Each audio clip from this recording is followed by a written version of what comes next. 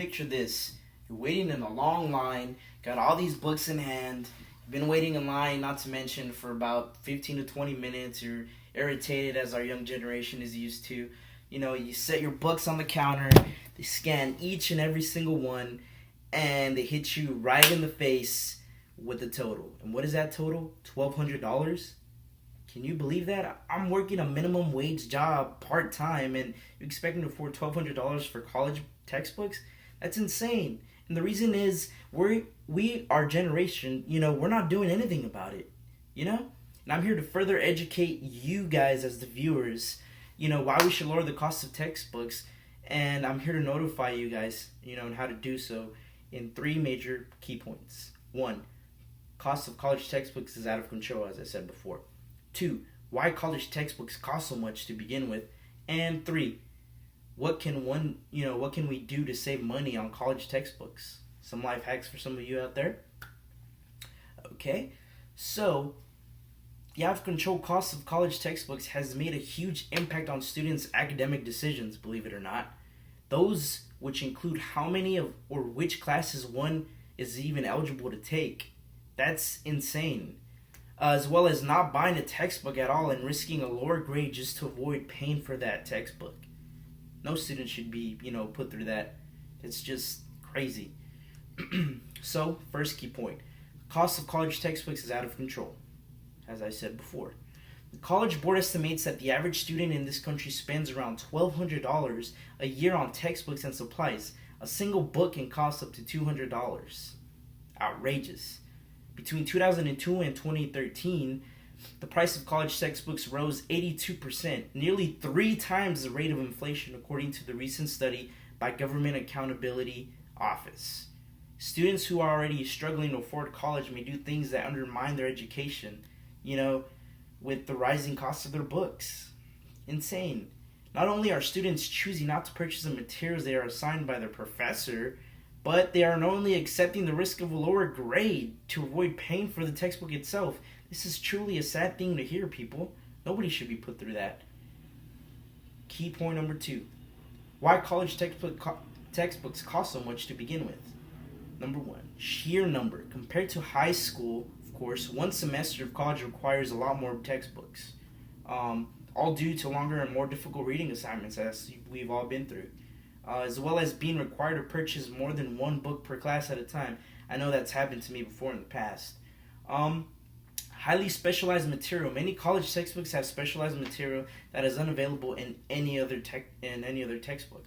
The low volume of published books and the lack of market competition drive the publishers to jack up those prices. And, of course, the lack of used books. Publishers make no money when too many used books are in circulation.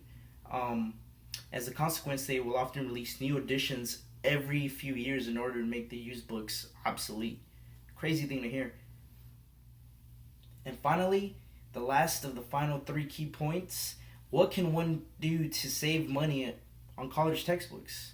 Well, first off, buy used books. Most college bookstores sell used books when they are available, savings are around often 25%. The information in a used book is as good as a new one, and sometimes you'll even benefit from a former student's notes. I know I have before. Get to the bookstore early. Used books, often sell out quickly, so first come, first serve, people. Buy online. Online bookstores such as Amazon, Barnes & Noble, I know Chegg, who I bought before, often discount books up to 20%. Sometimes you can pick up a used copy online for even less. Be careful. Make sure you're getting the correct edition as well that the professor requires. So something to look out for.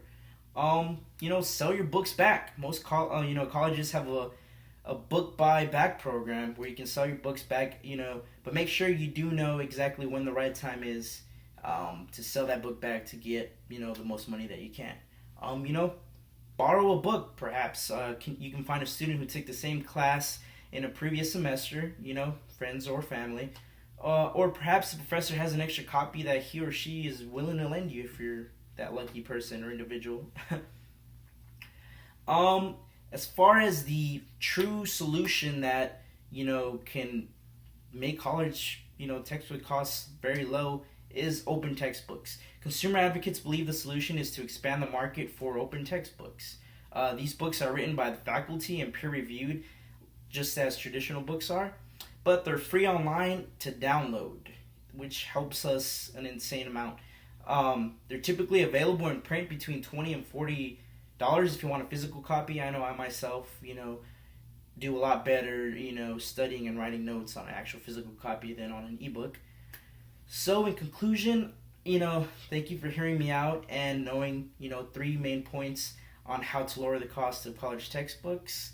To guys make you more aware, and those are, why college textbooks exactly are out of control, why the prices, why college textbooks cost so much, and what we can do to save money on college textbooks, which I think every single individual going, trying to further their education should know.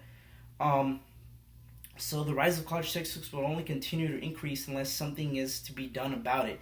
This is why I hope my speech has educated y'all, even if it's just a little, to go ahead and take a stand in spreading the word for the injustice that is being done by the publishing companies of college textbooks. How does this country want the next generation to achieve its very best if we can't even afford to pay off the required needs, college textbooks, in order to get there? So, think about that. So it all comes down to you guys. It's your choice. Are you going to stand up and do something about it? Have a sense of voice? Or are you just going to sit there and, constantly keep on complaining as to why your college textbooks are high? Something to keep in mind for this upcoming election.